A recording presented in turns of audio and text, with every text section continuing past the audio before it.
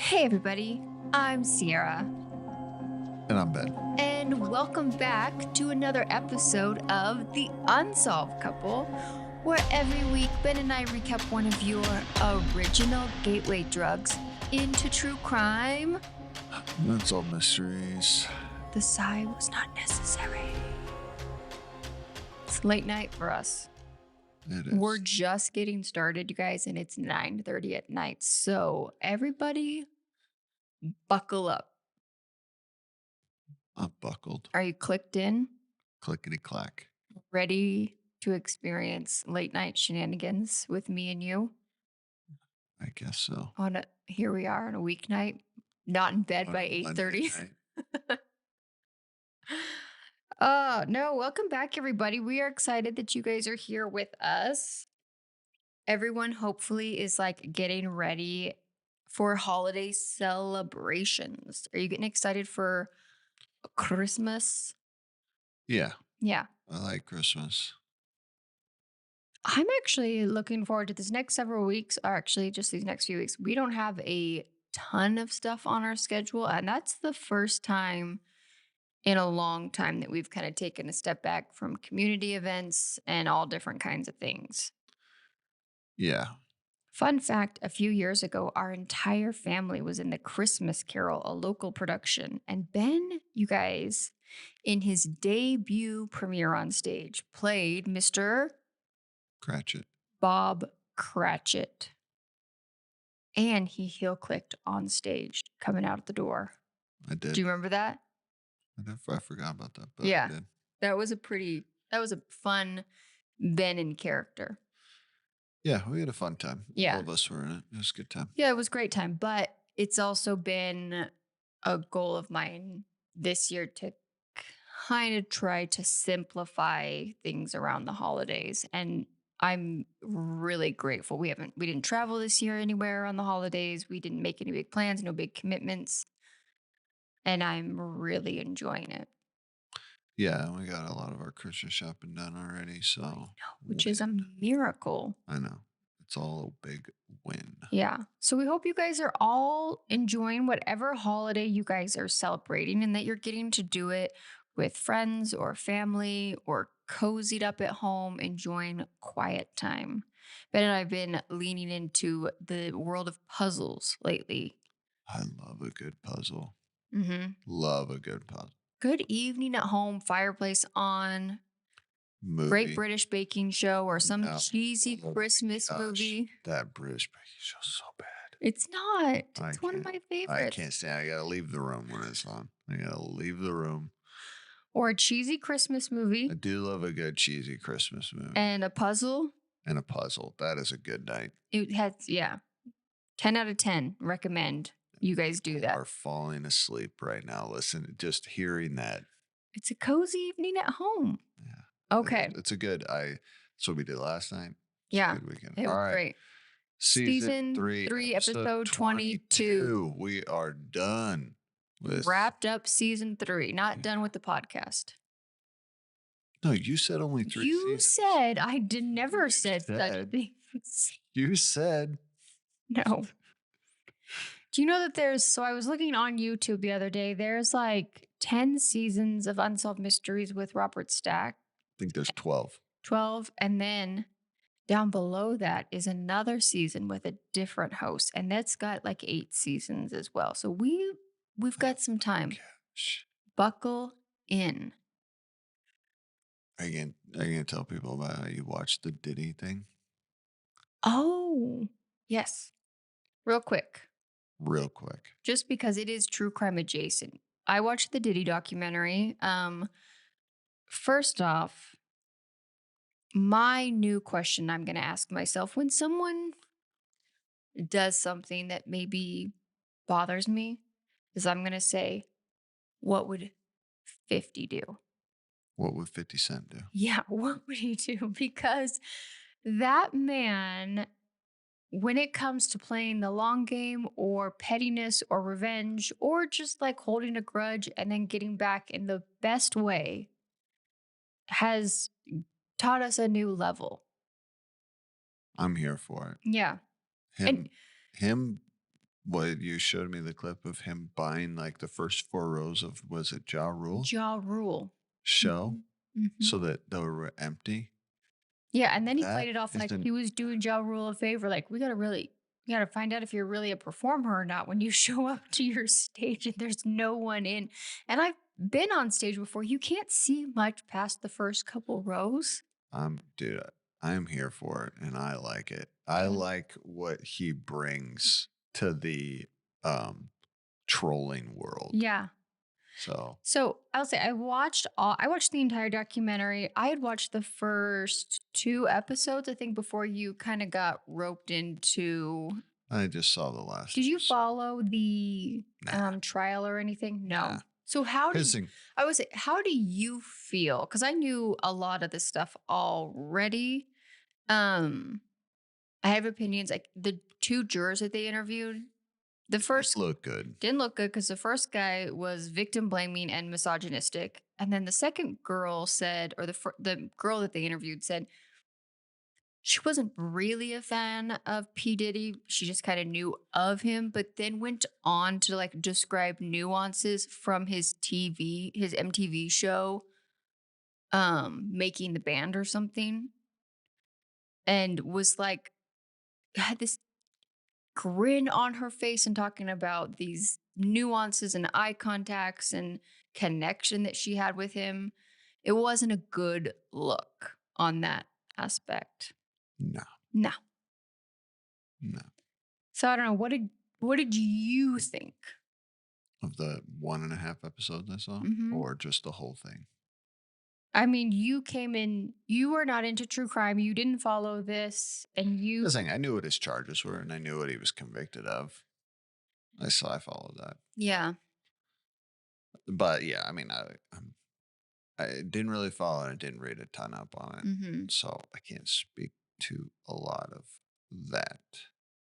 I mean, clearly he's a bad dude, Yeah. so it's unfortunate that he is Got not going the, to be in prison for hmm, very long. yeah.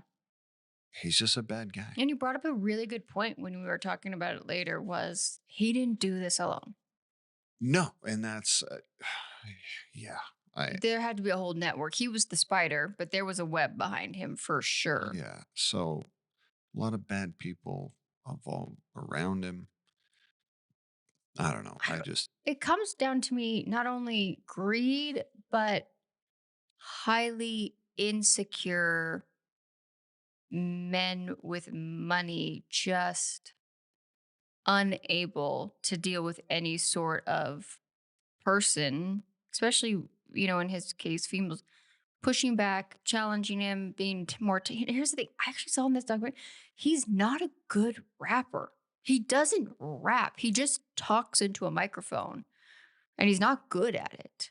yeah, and I didn't never listen to his music, so I didn't Yeah. know. I didn't see any of the beginning And stuff. he's The a little terrible dancer. He inserted himself into everything where he was unwanted and yeah, unwelcomed. but And all the video of him that I saw, mhm. he is clearly on something. Oh, On the something. amount of drugs that they found just in his hotel room was wild. I don't know. So if you guys haven't checked that out, it's a very good documentary. But we are talking about unsolved mysteries, not solved true crimes. That we can all agree on that P. Diddy is a loser.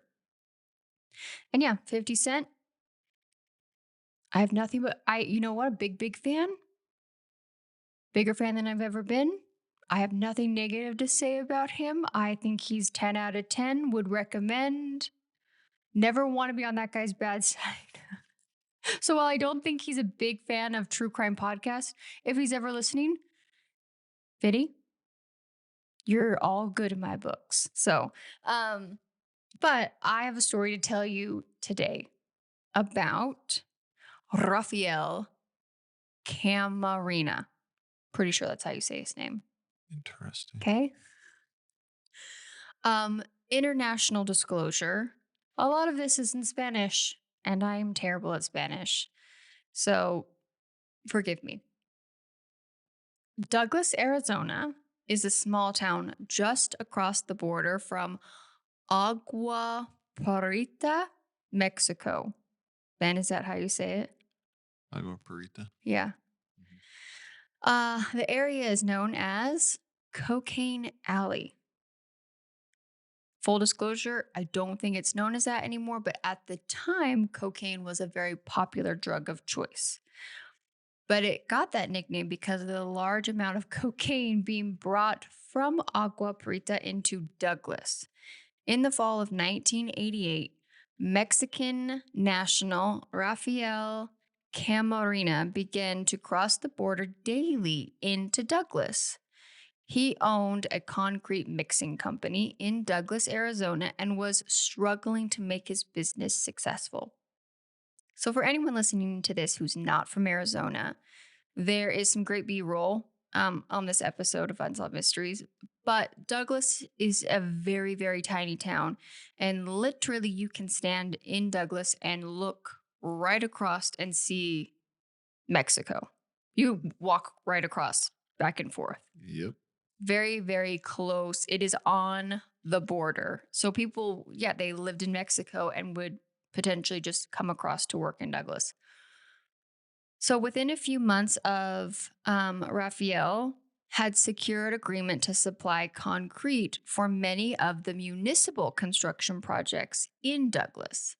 And in 1989, he constructed a large warehouse in the town, Douglas, Arizona, just across the border, and built a 4-bedroom ranch style home. By all accounts, he seemed to be a nice family oriented man. His friends and employees in Douglas, however, were unaware that he had a little side business.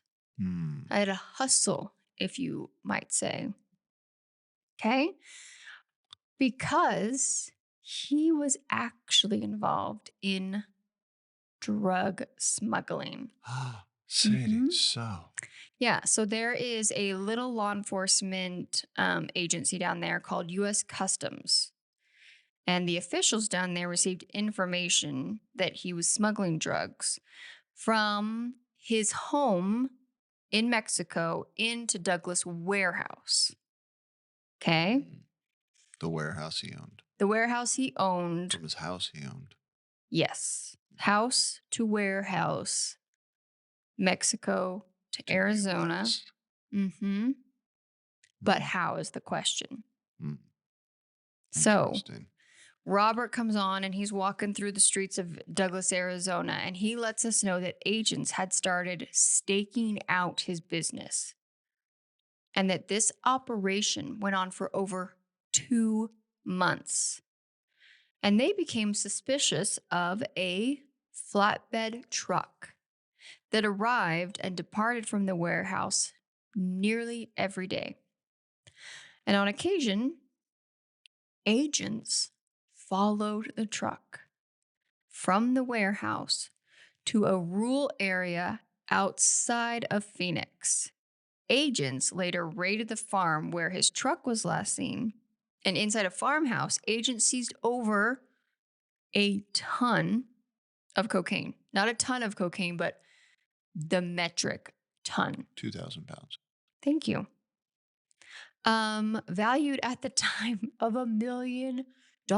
2,000 pounds of cocaine is a shiz ton of cocaine. That's a lot of cocaine. Yes, it is. It's a lot. That would make the news for sure. Wasn't there just a really big seizure recently? Yes. Not far from where we live in Sarita, Arizona, right? Was it cocaine as well or was it heroin? Do you remember? It was on the news not too long. It was literally while I was studying this. It was on a railroad track. So we've got a ton of train tracks here that transport a lot of stuff for the mines. Yeah, it Yeah. was about 900 pounds of meth and 10 pounds of cocaine.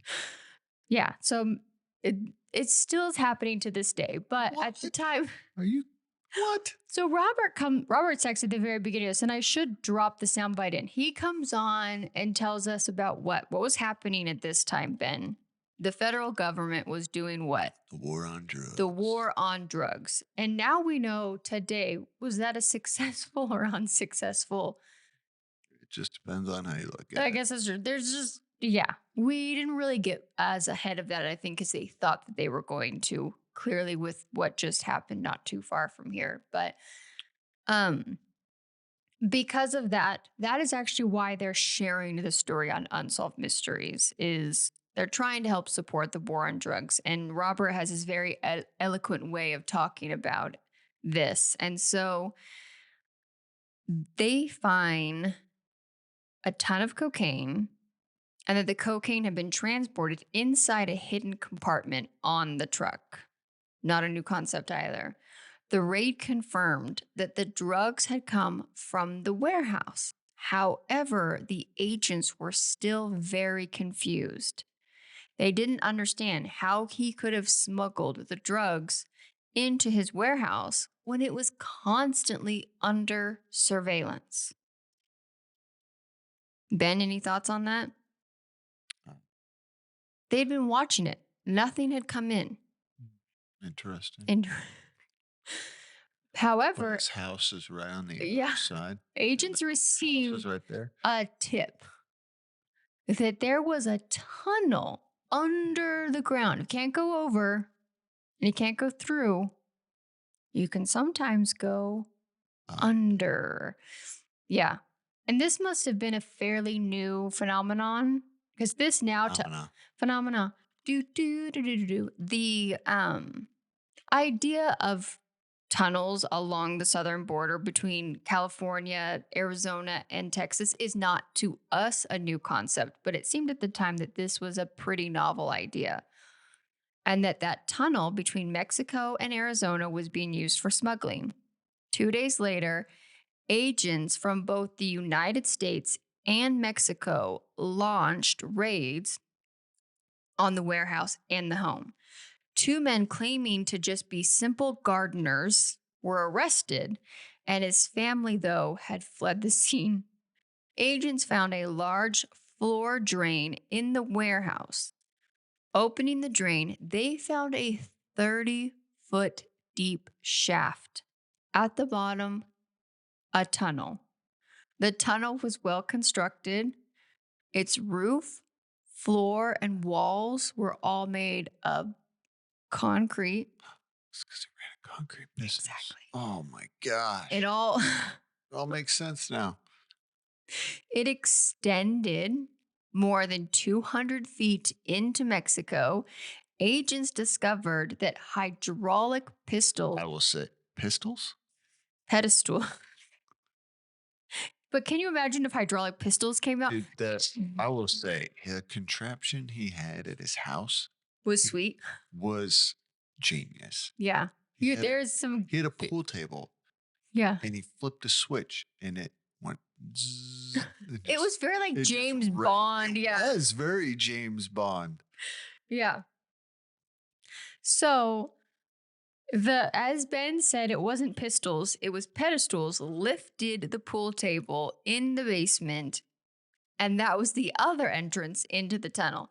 Huge amounts of drugs could be stored below until they were ready to move across the border. A specially designed cart was used to transport the drugs through the tunnel. A custom-made hoist was used to bring the drugs into the warehouse. Ruggles. The druggles. You guys, it's almost 10 o'clock. Bear with me. And workers then would place the drugs onto the false floor of the truck. This allowed the truck to freely move drugs throughout the United States without U.S. customs officials' knowledge. That's Authorities. what's called smuggling. Yeah. Um, yeah, I mean, I am sure at the time this was a huge bust. Yeah, Yeah. absolutely. So, And not just finding that, but you're completely shutting down a huge massive, operation. yeah, Yeah. massive operation. And I will say it also required working on both sides of the border, which I'm sure in itself is a logistical nightmare. There's probably a lot of paperwork that needs to be filed in order to do that. And where do you figure out under the ground where the borderline is? I don't know. These are all questions that I don't have the answers Doesn't to. matter. Duh. Okay. However, here is the problem, you guys, and this is where Unsolved Mysteries is coming in. Not only letting us know about the amazing work that the women and men on the U.S. border are doing to keep America safe against cocaine, but this gentleman But they lost the suspect. lost this. We got the drugs. Drugs have been secured. The gardeners, those are taken care of as well. However, the main man in the operation has yet to be found. He fled the scene. Eat it out of there. So Raphael has not been seen since. Raphael. Isn't that his name? Rafael. Raphael. Like that? Raphael has not been seen since 1990. Also wanted by authorities in the architect of the tunnel is a man named Felipe de Jesus Coronado De Valberta. Jesus. No, Felipe Jesus Coronado Valverde. He's the man that constructed the tunnel. Okay. Okay. And that's where Unsolved Mystery leaves us. They're looking for him. They're looking for this man. Give us an update on this tunnel man. 5 years later, captured November 27th, 1995. He was arrested off the coast of Mexico on a boat that was actually carrying 2.8 tons of cocaine. So even more than last time. Is that So, for How much? 2.8? Yeah. What, 3,000 pounds? No, 2.8. 2.8. Like 5,000 Five- pounds. Almost. This man, he must have been doing a lot of cocaine himself to have the energy to keep up with this work. No, I would be exhausted. So he was using an alias. However, at the time, Mexican authorities did not know his true identity. So he convinced them that the drug charges were somebody else. And they ended up figuring it out, bringing him in. And he was sentenced to 5 years in prison in Mexico. Okay. And then in 1999, are you laughing at me about something? No. I'm just thinking of something funny. Okay. Do you care to share with the class? No. No? Okay. Okay. In 1999, he was again profiled on America's Most Wanted, and authorities received the tip that he was in a Mexican prison under an assumed name, and authorities confirmed his identity. And in June of 2001, he was extradited to the United States for prosecution and served an additional time for drug smuggling and has since been released.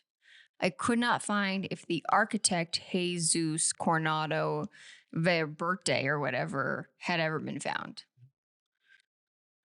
All I can say is hopefully he's not still running drug boats. Oh, yeah, I guess not a good time to be doing that. The war on drug boats has amped their game up a little bit. So, okay. All right. There you go. I don't know. It was kind of a weird story for Unsolved Mysteries, but it was Douglas is not far from here. What is it? Like an hour and a half. Yeah. So Yeah. I don't think I've ever been to Douglas. I don't think there's a lot to do there. We've been very close to Douglas. What did we go do? The mine there. Oh, It's close to Bisbee. Bisbee. Oh, okay. God, I do love Bisbee. Bisbee's a cool place. If you guys are ever in Southern Arizona, check out Bisbee. It's a cool town. All right, Ben, what do you have for us? You guys, here's the best part. I offered Ben any of these stories that he wanted, and I took the ones he said he did not want. And we're still getting attitude. But I didn't want any of them. I really didn't want this one. But I didn't want either one of those. We have 2 lost loves. I didn't want either. That was an aggressive amount of lost loves. And this one, I have so many questions, Yeah. and I dug and I did not get answers. So Okay. I'm a little irritated Okay. about it. We're going to be here with you on the journey. All right. This is a lost love, but it's oh man. All right. Anyways, Janine Wagner. She was born in 1959, grew up in a typical blue collar family. Right. Her mother was Patsy. Her dad was a construction worker. We never find out what her dad's name is. So that's one thing. I looked, could never find his name.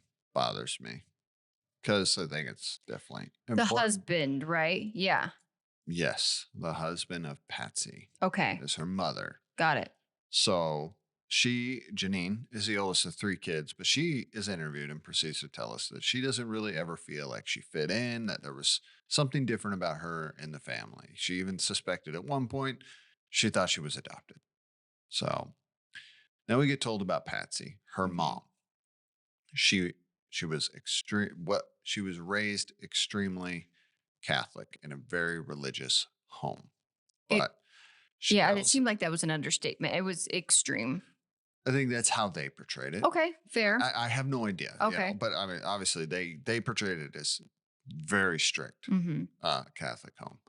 And Patsy, the mom, Janine says like she was a good mom, but she clearly had her ups and downs because at one point she attempted suicide by slitting her wrists when Janine was 13. So that's sad, especially for I'm sure trying to deal with that as a 13-year-old. But in 1981, um, Patsy, this is terrible. This is awful, you Yes, guys. it appears intentionally got onto the freeway going the wrong way and ran into someone and Head on. killed herself. Did they tell us? Because I can't remember They don't give what details happened to about the this. other. No. And I have a real problem with this. If you're going, do not bring other people into. Yeah. I understand, and everyone needs to get help. And I am a supportive of people struggling and getting the help they need. But it's sad that that struggle ended up possibly Well, head on collision on the freeway is usually doesn't end well for all parties involved. no, Yeah. no. I was It's kind of surprised that they left out what the casualty was on the other side of that, but okay. anyways. So unfortunately, Patsy passes away. Hmm. So now things are coming out. Janine gets a call from her sister who says that she just has read her mother's diary. And there's some bombshells in this diary. Turns out that, And not just like, hey, I had a dream about Paul Rudd, but like deep bombshells. yes.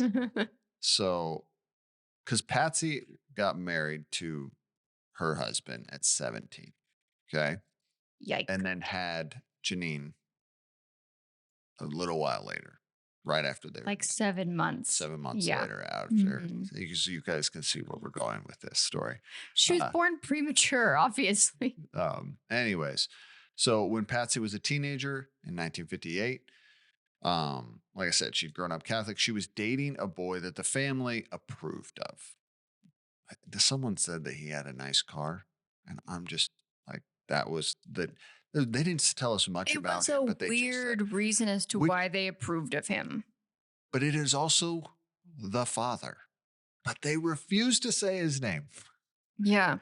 So, um, I'm sorry, I lost my spot in my notes. Patsy supposedly had an on and off relationship with this guy. Clearly, it wasn't great. Yeah, we don't get a ton of information Yeah. about them. But at Just one that point, they had an argument, and Patsy left and went to a park and was sitting there and met a young man, a young soldier who was stationed at Fort Bliss named Duncan.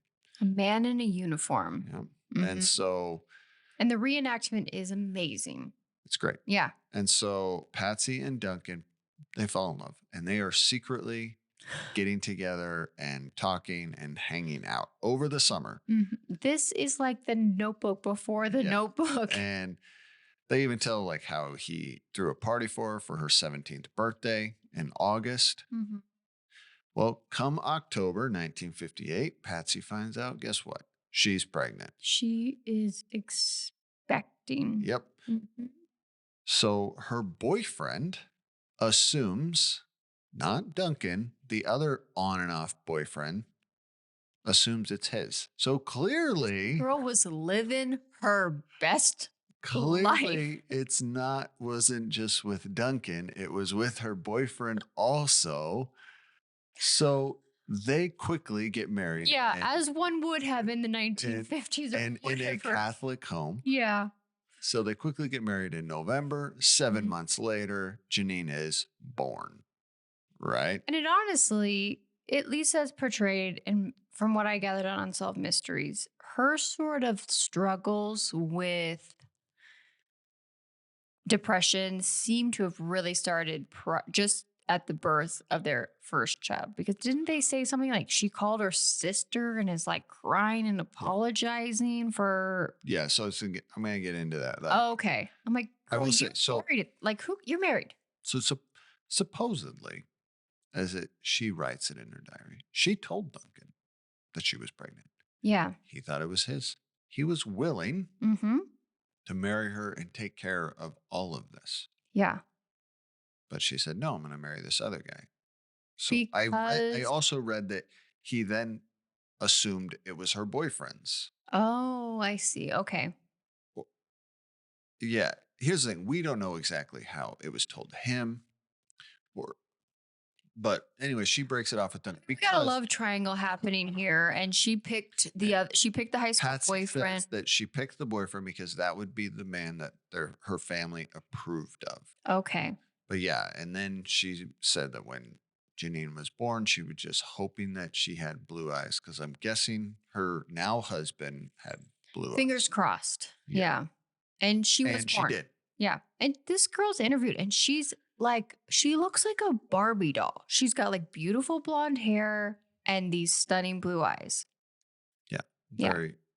So now Janine has found out all of this. Bombshell. Mom is not here anymore to ask any I know. And your questions. mom passed away and not even like a, And clearly, your yeah. mom has struggled with this decision and these life choices Yeah. It was, I for, hope all of those kids got the help that they needed as well.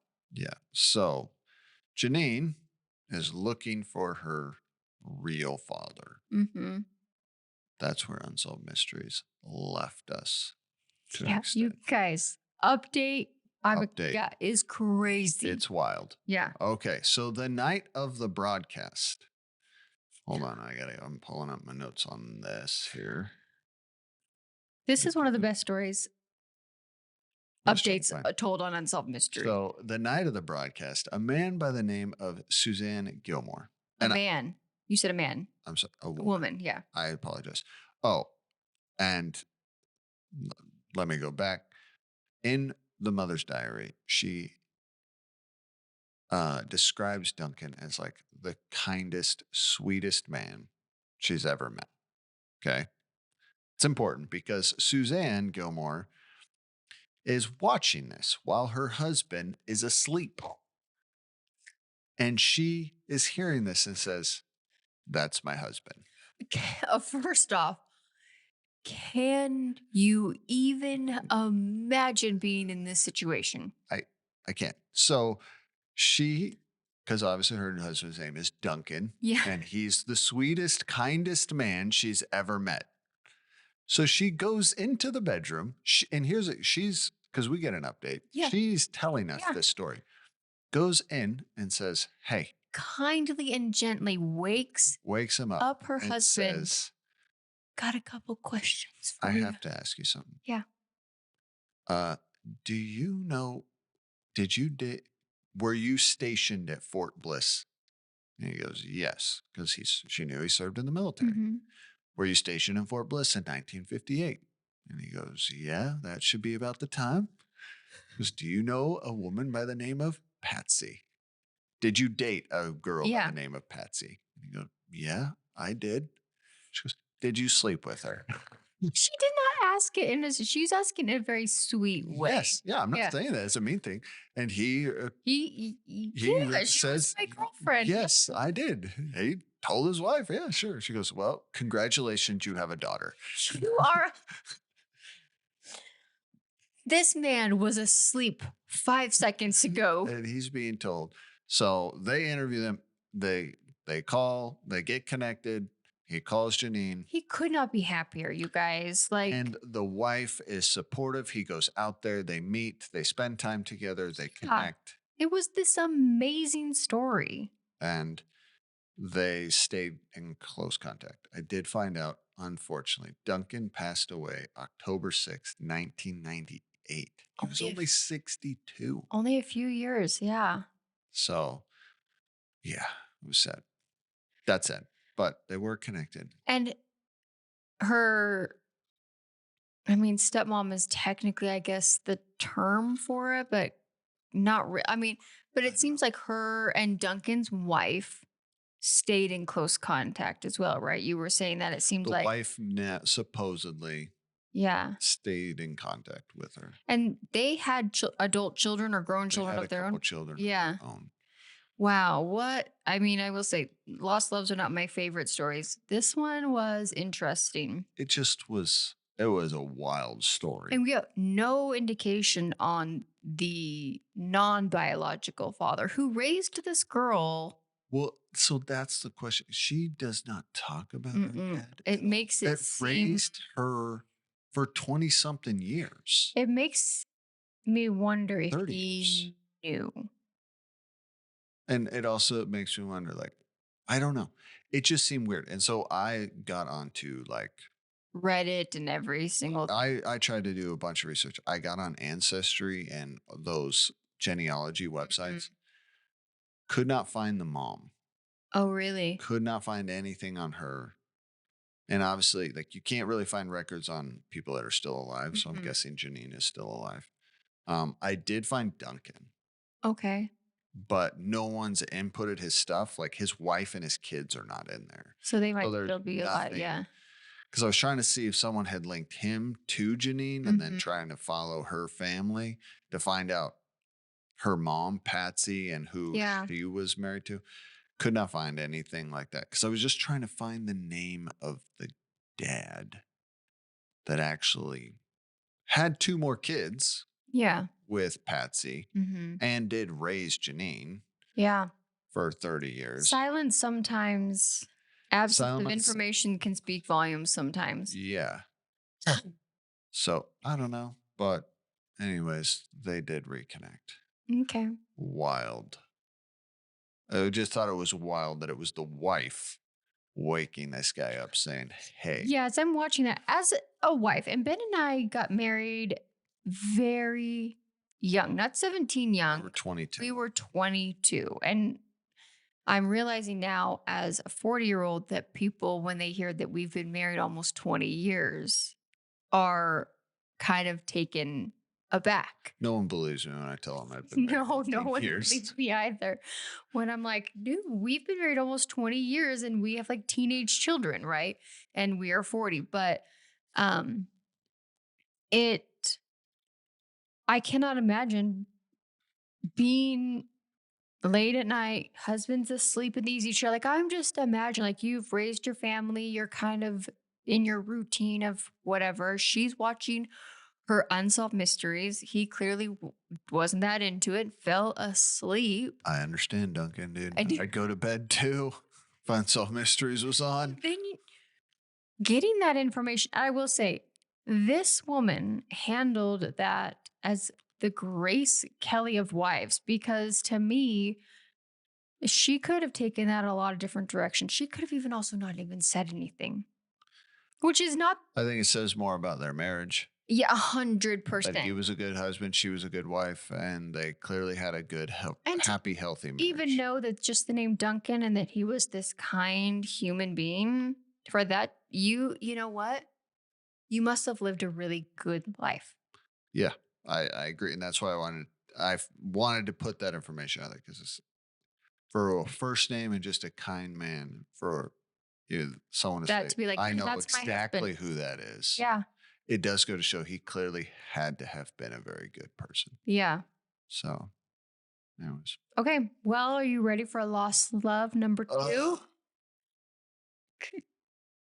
2? ugh. All right. This This one's one is quick quick. though. Yeah. All right. So this is a story about Jerry Graves. Jerry Graves of Eagle, Idaho is searching for her biological parents, hoping that their medical history can help her to identify a mystery illness her son, JJ, is suffering from. Jerry and her husband, John, married in 1989. On May 27th, 1990, their son, JJ, was born. After they took him home, they noticed that he began having seizures and convulsing. They had taken him to several specialists, but no one can determine the cause of the symptoms. Sometimes he would have up to 50 seizures a day. This is a parent's I worst nightmare. And there nothing you can You do. You nothing just you can do. watch this baby suffering. And as a result, he wasn't really able to eat or drink. When he was 8 months old, his muscular development stalled at the level of a newborn. Ugh, breaks my I know. this story of this kid breaks my heart. Yeah. And y- buckle up because it's not going to get much better. Despite several tests, doctors could not diagnose his illness. John and Jerry began to suspect that this may be a genetic condition. As a result, Jerry decided that she should search for her birth parents. So she was adopted. She hopes that by learning their medical history, doctors can figure out what is happening with JJ. Jerry was born Kelly Marie McCallan on November 7th, 1963, in Ventura, California, and was adopted shortly after. Her parents were not married. Her mother planned to become a nurse, and her father was of an Irish descent. Her adoption records are legally sealed, so she knows little else about her biological parents and her family history. Their medical history might be able to help sort out a better treatment path for her son. And so that is where Unsolved Mysteries leaves us. They're looking for this family to try to get some answers to help save this baby. All right. I don't have high hopes here. No. Give me the update. Okay. Solved, but sadly. As a But result of didn't get the as a result result they of the were looking for. broadcast, Jerry's biological parents were found. We don't get any more information on how that connection went. However, her son's condition did slightly improve, and there was a time where they were hoping that maybe they would had he'd outgrown this. They were never able to identify the disorder, and he started having symptoms again and died shortly before his 10th birthday on April 30th, 2000. Ugh. And I, same thing, dug and dug and dug. I tried to find articles. I tried to find if Jerry had any social media, any information at all. The only thing was on like one Reddit post that someone had said that they were never able to give him any diagnosis and that they still to this day do not know what illness he had that caused him to suffer from these conditions. That's too bad. Yeah. So my heart breaks. Your son spent his 10 years of life struggling, and you as a parent can't do anything about it. Yeah, it's tough. No, our daughter was born with nothing, life or death, bilateral club feet, right? And today is very, very treatable, but it's a long treatment, right? She was basically in For treatment for the 4 first like years. 4 years of her life, surgery, a bunch of different things, weekly doctor's appointments. And as a parent of a newborn, seeing my child struggle with something and not being able to like instantly fix it for her or take that on myself was heartbreaking. So, like, it was devastating. And she was never in any medical danger. I cannot imagine the level of what that puts on a parent. Yeah. So, my heart goes out if, Jerry and her husband are still around to this day. I hope that they found peace and comfort in something and celebrating JJ's life how they could. God Yeah. bless you guys. All right, Ben, are you ready to give us our last story? All right, Ben, before you get on with the last case, quick reminder that if you like the Unsolved Couple podcast, please make sure to follow and subscribe wherever you are listening to this podcast. Please make sure to also follow us on social media, Unsolved Couple Pod, on TikTok and Instagram. And in the spirit of giving and the holiday season, please leave us a 5-star rating and review. It helps us more than you know as we continue to try to bring you guys the unsolved mysteries that you love. And our last piece of business is to check out our social media because I dropped a few sneak peeks at what, Ben? What am I holding in my hand right now? A hat, It is not a hat. sweatshirt, It's not a sweatshirt, but I did think about sweatshirts. sweatpants, No, but that would be cool too. Okay, now you're making my excitement less excitable. a t-shirt. It is. You guys, we are going to drop a limited edition merch in 2026. The reason it's going to take a little while is because I don't quite know yet how to go about it. I don't know if we need to have stock here and inventory at the house and ship it out, or if we have, I Need to have, rent a warehouse in Douglas, Arizona. and then we just buy a house right I across the border. heard there's a And there's a house there sale. for sale that has a pool table. But a weird thing, the pool table is on hydraulic. You don't tell people about it. Anyways, you guys, these shirts are really, really cool. And I'm really excited. I actually worn it out in public a few times. And I've had compliments on it from people that don't know anything about the podcast. But they're vintage style t-shirts. My goal was to make this look like it was something that you found at like a vintage resale or thrift store. Or in your grandma's attic. Yeah. And I feel like I nailed it and I'm very excited. So once I kind of figure out the logistics, They are pretty cool. I will give you that. You did a good job. and it's not like some in your face merchandise, like you wouldn't know it's our merch unless like you, Besides the neon, I think it's great. the neon. Well, the other one is a I'm lighter saying color. it's a neon green with yellow flashing lettering. It's not. It's LED lights up Unsolved Couple podcast and flashes. No. Not in your face, but Anyways, look I'm for just that. kidding. 'Cause There's once- no neon. There's no neon. Once I figure out the best way, and because here's the thing, my goal is that these are not, I want these to be cost effective. I'm really big about not spending a bunch of money on things. And so I don't want you guys to. So once I figure out the best way to make these cost effective, I'll get it out there. We'll likely probably do a pre-order because I work with a local company that is sourcing these and printing the shirts because I believe in supporting our local artist. Okay, There you go. Ben, take it away. All right. I have a murder. Murder. All right. Okay. It's the story of Hilda Roche. She was a 43-year-old divorcee.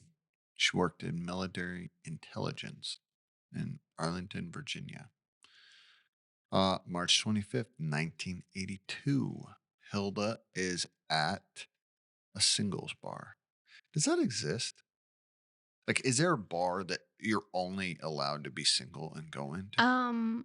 I don't think so, but I know they have single events at bars, like singles night and stuff like that. Which, funny story. I Okay. worked with a guy who is, I'm not using it. He's got a family member in Spain. He went over there to visit. And his, I think it was his sister, she talked him into going to a speed dating event. He was telling us about it. It was really funny. It was a good story. I love watching the speed dating event on Love on the Spectrum. That's a good show. It's a beautiful show. And they always showcase one episode where they do speed dating and it's the best. But yeah, speed dating would be a crazy experience. And I'm glad to be married so that I don't have to do that. Because they say this in there, and I've heard this before, a singles bar. And so do they really exist? I mean, Ben, we met at a singles church. So if there can be a You're right. singles You're right. church, there should be able to be a singles Singles bar. bar, Because when I right. tell people that you and I met at a church only for single people, there's a lot of follow up questions. That's true. Okay, March 25th, 1982, she heads to this singles bar and she meets a man. Oh, excuse me. I'm very sorry. That's terrible. Don't do that. Meets a guy, supposedly a wealthy man. She starts telling her friends about this meeting. He's supposedly wealthy, he's good looking, he drives a nice car. Clearly driving a is driving a nice car really a big deal? No, let me tell you something, Ben, about the nice cars. Sarah's only saying this because I have never driven a nice car. Just prior and a little bit of overlap time while I met Ben, my previous boyfriend had a Porsche 911. If I have to hear about this Porsche And one more time. Ben had a 1980 1989 Toyota pickup. and not in good shape, you No, guys. it was Rusted out, beat. It looked like someone took cinder blocks in the back, loaded it up, and drove around with it. And you're laughing because it's true. No, I know. And I think I had 3 or 4 dents in the tailgate. It Like was just mashed. beat to heck. It was. So, in my opinion, no, the car that a man is driving doesn't matter because clearly You're you only saying won. that to make me feel better. You won. I did win. I know. Won. I'm just. Anyways, But I always think it's funny because if you looked at the common denominator and what like a lot of these stories portray women to think about, that exact scenario this is- played out in my life. this has now been brought up in this story. It's brought up in my previous story. Yeah. It's been brought up multiple times in stories about how this guy drove a nice car, and it clearly is a big thing. Yeah, that is lost on me. So All right. So she starts telling her friends about this. He drives a nice car. He seems wealthy. He tells her that he is a contractor for the government. Sure, Jan. Right. Yeah. So he travels. He does all this Yeah. nice stuff. He has all this nice stuff. And her friend comes in, who she doesn't give her name, if you notice that. It just says Hilda's friend. She's like, don't believe everything you see. That car could be rented, blah, blah, blah. She's being a good friend. I think she's saying all that after the fact. Okay, well, fair. But, okay. Not good. April 2nd, dude, I cannot read my notes tonight. April 2nd, 1982. Police are called out to a wooded area near an elementary school in Montclair, Virginia. And there is a nude body of a woman found there with one shot to the back of the head. I mean, yeah, terrible. Yeah. Terrible. Obviously, there's no way to identify her. There's nothing else there. So they can process the crime scene, do all that stuff, and they're trying to identify her. Not too long after, April 6th, so 4 days later, police are called in to do a welfare check on Hilda. Because her coworkers, she's not showing up to work. Yeah. People haven't seen her. So they go in. Police go in. They start searching her place. Find her wallet sitting on the counter there. And police look at the picture and say, we got it. Unfortunately, they now have identified the body that they'd found 4 days prior. So they come in. They search the townhome. They do a very thorough search and start looking. It appears... They go into the bedroom. It appears that she had been sexually assaulted in her bedroom. Oh my goodness. Her room is completely in disarray, and it looked like an evidence of a struggle in other parts of the house, but there's no forced entry. So it looks like something violent took place inside that home, but the front door was not. There was no break in, it appeared. So it appears that she let this person in, and then something clearly went wrong. That's what they have. They don't have a lot to go off of. So they start talking to her friends. They find out about this guy that she had been talking about. that she'd been talking about. But she never told anyone his name, right? Yeah. So, sorry, I'm looking at my notes. So this goes on. They start trying to investigate this for 3 months. They finally get a lead um, about where this guy lives. Okay. They don't tell us how, but I mean, they're clearly trying to do some Yeah. legwork here. So they find out that he lives in a large apartment complex of 1,400 units. Holy cow. Supposedly, she went to his place, Okay. clearly mentioned the apartment complex to a friend. Mm-hmm. So the police dig through the files of this apartment complex. They said they went through 25 to 30,000 lease files and are trying to find someone that matches the description they have. They then narrowed it down to 32 potential suspects. Wow. Police are clearly truly trying to dig in and figure this out. Yeah. So, but that's kind of where it stalls.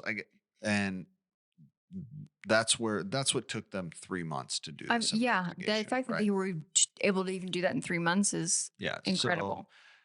they finally get a breakthrough in the case. They've learned, I don't know how they learned this, who came forward, who gave the information, but they learned that the night she met this guy at the singles bar, she'd lost her wallet. And so she couldn't find it. So they tell the restaurant or the bar, hey, if you find something, please contact it. And the guy says, hey, contact me. Give me a call if you find the wallet. So the wallet is found and they contact him. So he goes and picks it up for her. And her friend comes back in and says, I just thought it was so suspicious that he would want them to contact him. Why would he want to do that? It seems like she was on the case before anyone else was on the Well, you case. know what? She probably was into true crime. Probably. All right. So they go back to the restaurant. They talk to the person who talked to him, but now Mhm. it's been months later. That person can't remember a whole lot about this guy or the information, Awesome. right? Yeah. So what do? They put her under hypnosis. As See if she can one remember. does. Yeah. You know how I feel about hypnosis. Mm-hmm. But this works. Ben, It are works you having because to struggle with that though? no, no. In hypnosis, she portrays a phone number. She Mm-hmm. remembers some type of phone number. And the hypnosis says, listen, you might have to work with that phone number. It might be, no, the numbers might be jumbled, but clearly she remembers something about it. So yes, nope. It was almost an exact match to one of the numbers of the 32 suspects they had. Okay, but that is pretty I impressive. will give you that. It is Our impressive. brains are remarkable. So that phone number leads them to the records of a Mm-hmm. man by the name of Gregory Barker, age 38. And he'd moved out Shocking. shortly after the murder, which I'm sure that was probably one of the reasons he got flagged. There was probably the first thing is like, hey, who moved out within Who like has, 2 months, a month or two of Mhm. her being murdered, right? Fair. But when you're dealing with 1,400 units, and they went back years. I'm sure they did. So, all right. So he moved out. So guess what? And they don't tell much, but they hone in on this guy and they're like, yeah, he's our guy. We find out that he was a Vietnam veteran who served 2 tours. He was in Army intelligence. They tell us he's obsessed with spy novels. I don't know how they know all this stuff. The police clearly know way more than what they're telling us, and that they think he might be suffering from delusions and think he's a master spy. Oh, heavens to Betsy. But he didn't work for any agency or contractor in the area. So all that stuff he told was a lie. Shocking. Shocking. So You know, still to this day, one of the number one things that catfishers on dating apps and stuff like that take advantage of women, you know what they say that they do?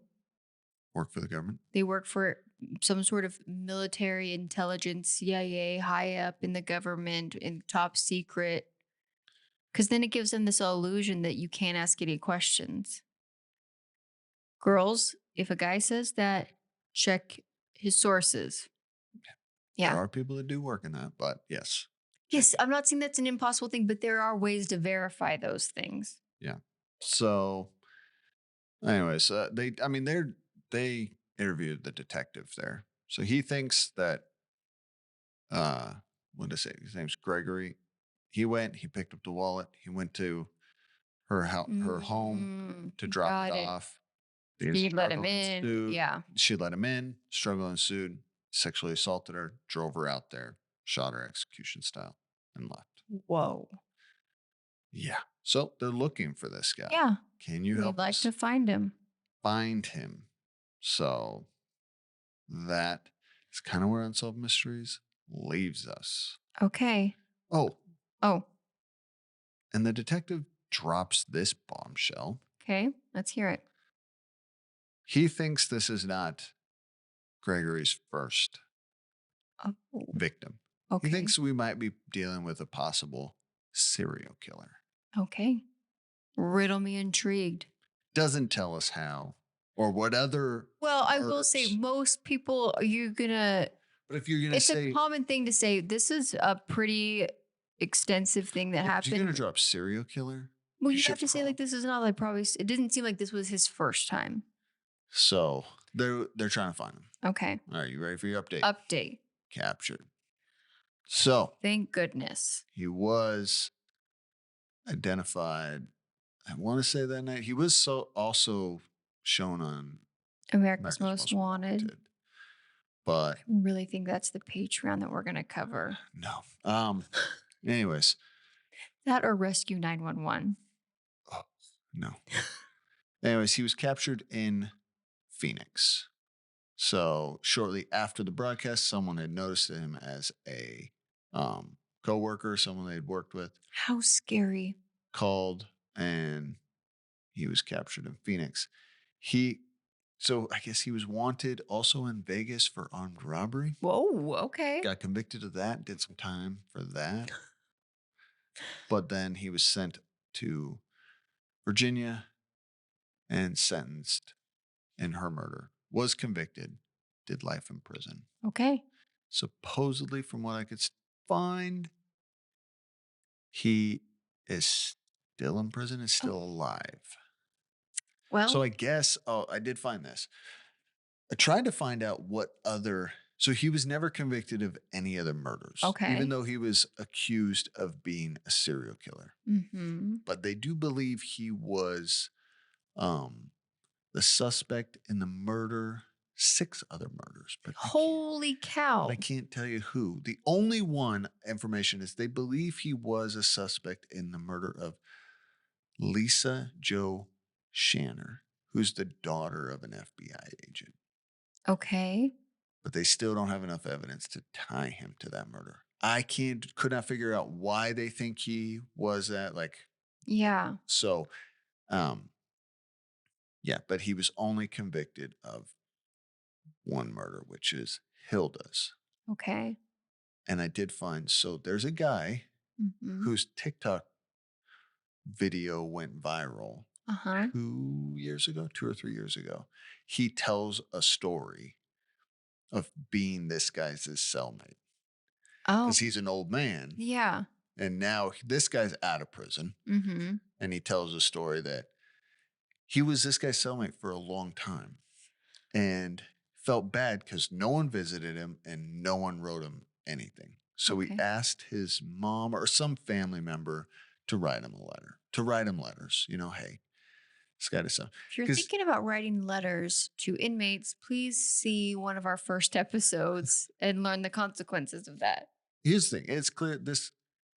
You said it, like, I was glad to be with this guy because he was just kind. He met, they was sat and they played board games or whatever. He's like, yeah, he was actually a good cellmate. Like, in the fact of there's a lot of other cellmates you could.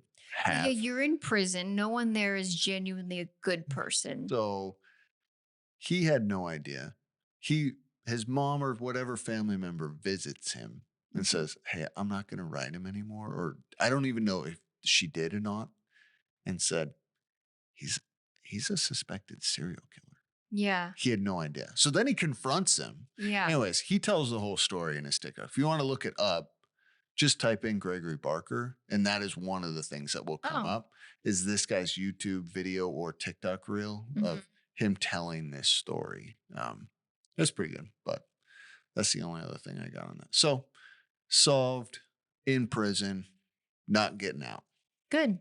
He doesn't deserve to get out. Unfortunately, it's too bad that they suspect him of being guilty And of other he's being murders. a And loser and not admitting to it, which so, is right on track with an insecure man, likely with a micro. anyways, so that's it. That's all I got. All right. Okay. Well, guys, that is our recap of season 3, episode 22. I'm really excited about next week's episode because season 4, episode 1 is a banger of an episode. We got UFOs, we've got cults, satanic panic, all kinds of craziness coming your way. In the meantime, if you guys are not Is interested, that the one? That's the one that's gonna drop like right before Christmas. yeah, it's your guys, it's our It's Christmas a gift Christmas gift. to you. Um, and yeah, so if you guys are not interested in our chitty chat time, please feel free to exit stage left. And Benjamin, are you ready for your question? Yes. Give us some of your favorite cheesy Christmas movies that you and I watch, that you love. What are your top ones? I think we talked about this last year. Did we really? Possibly. Maybe. I don't Sorry if remember. that's the case, guys. I apologize. But it's 2 weeks right now before Christmas, I think, when this is coming out. So this gives you some time to get after it. This is something you and I only discovered a few years ago. Yeah. So let's put some background on this. Okay. Yeah, because Okay. we got time. We're only at an hour 8 here. This is a quickie for you guys. All right. Okay. Um, background Mm-hmm. was it's been more than a few years. It's been like 5 years. Okay, but we've been married almost 20, so 5 is only a few years. We started watching. I didn't grow up watching cheesy I Christmas didn't movies. either. Okay. I mean, you're a boy, so that makes sense. Yeah, But I know. yeah. But I love Christmas. Yeah. You love Christmas. Mhm. And I love Christmas movies. I love Elf. I love all the Grinches. I love every I don't Christmas think we movie. had the Hallmark Channel growing up. No, Did neither did we. We didn't have Okay. cable growing up. Yeah. So no, didn't that. So I love all Christmas movies. Like when Christmas season comes, we usually turn on a Christmas movie. Elf is one of probably the top one, and Home Alone is Yeah. one of the best. Mm-hmm. So Sierra and I, for date night years ago, decided let's find cheesy Christmas like Hallmark movies and watch them. And we have committed to that. So every year we watch. Because further backward, we have no family that lives close. We watch two. And we have 3 kids. And for a long time, date night was putting the kids to bed by, 8 o'clock and Getting hunkering takeout. down.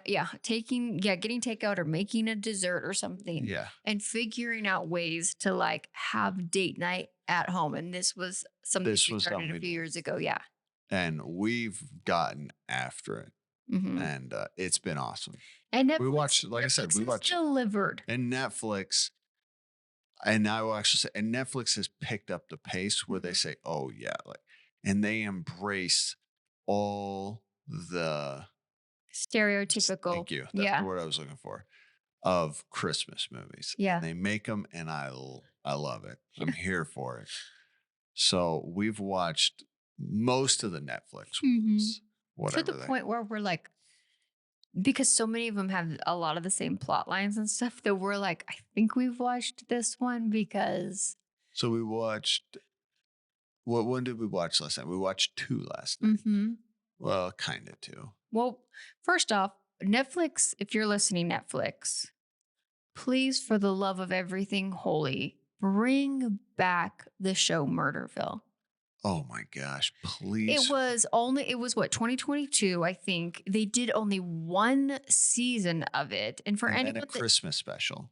anyone, pause what you're doing immediately and go to Netflix and look up Murderville. It is a improv style TV show where actors are brought in, really talented actors with no flippin' clue on what's happening in a scene where they are investigating some crazy crime. What is the name of the guy, the main guy? I don't know his name. Oh my gosh. He's hilarious, whoever he Yes. is. Yeah. Alright, you talk, I'll look it up. Anyway, so they do this thing and they have everyone has a script. There's a whole plot line, but the main actor in it has no clue and they're just improvising and going along with it.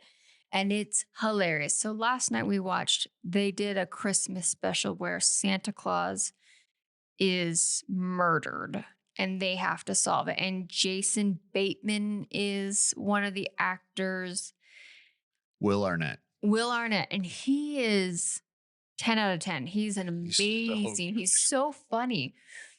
And they break character. And Ben and I were laughing so hard last night. So we watched that one. And then we watched the one about the new one from Secret Netflix, Santa or something? Secret Santa, where the poor mom loses her job at the bakery right before Christmas. Anyways, And she's gotta work at the ski resort. again, so it Falls was in love with the rich, spoiled son of an heir. and solves all of his problems in a matter of 10 Uh. days or something insane. Anyways, it's also very, very good. I Alright. would recommend it. What was the question? What are your favorite cheesy Christmas movies? Alright, so one of the ones they did a 3-parter. Oh, so good. I can't remember the names of it. It's the one where the girl they make up that The Prince or the something. prince. Yeah, a prince wedding, a the prince out of it. I don't know. There's a 3-parter one that Netflix did. That's a great one. Yeah. One of your and I's favorite is hands down. Which one, Sierra?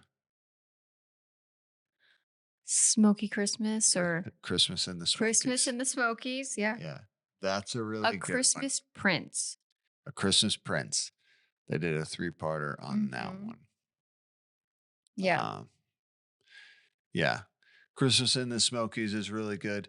And then one of the other ones that is just, it hits every. And then there's the sequel, A Royal Wedding, also a Christmas movie. And the third film is titled A Christmas Prince, the Royal Baby. Yeah. I told you. Yeah, it's great.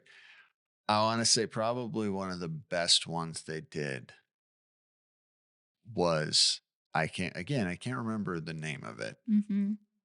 but it hits every stereotype. It's the girl that is the heir to whatever. So her dad's trying to teach her a lesson and sends her to the small She gets town. like wasted at a Christmas party, right? And like jumps into a Christmas tree and then like goes to a small town to like, because him and his partner had some like Christmas book or Tradition. card or something. I can't remember that they like. She's got to deliver this thing to this small town. She's Yeah. never been there. She's dating the rich boy and they're driving nice cars. It's every stereotype. She goes to this small town. She gets snowed in. She gets stuck at the bed and breakfast With like no access to money. That was the thing. Is like she's not allowed to use any money. Can't give her it's like name. $100. Yeah, can't give her name for anything. Yeah. Like, yeah. And then falls in love with the bed and breakfast innkeeper. Who does everything for free. I don't know how he's making any And money. he takes in all the needy. There's like Well, like people power goes out in the town or something. Yes, it's Power goes out. She's baking cookies As one does. and Then he finds making. out that she's actually this like heir to this, and so then Oh he's my gosh. mad, and it's just this It's big one of my, it's misunderstanding. every stereotype. It's awesome. Yeah. It's awesome. While you tell yours, I'll find what that Okay. is named. All right. What's yours? All right. I mean, you've already kind of nailed my favorite ones. I did like the one that Lindsay Lohan did That was a with good one. also again, here's the thing. We still don't have a Hallmark Christmas or Hallmark channel. Like, well, that's not something we pay for. So most of our cheesy Christmas movies are the Netflix ones.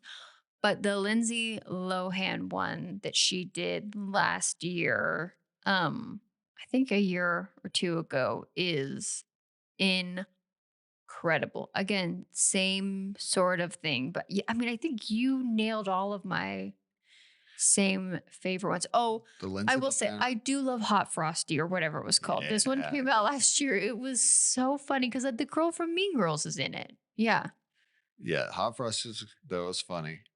Christmas Inheritance is the one I'm talking about. The one with Lindsay Lohan is Falling for Christmas. All of these names are epic.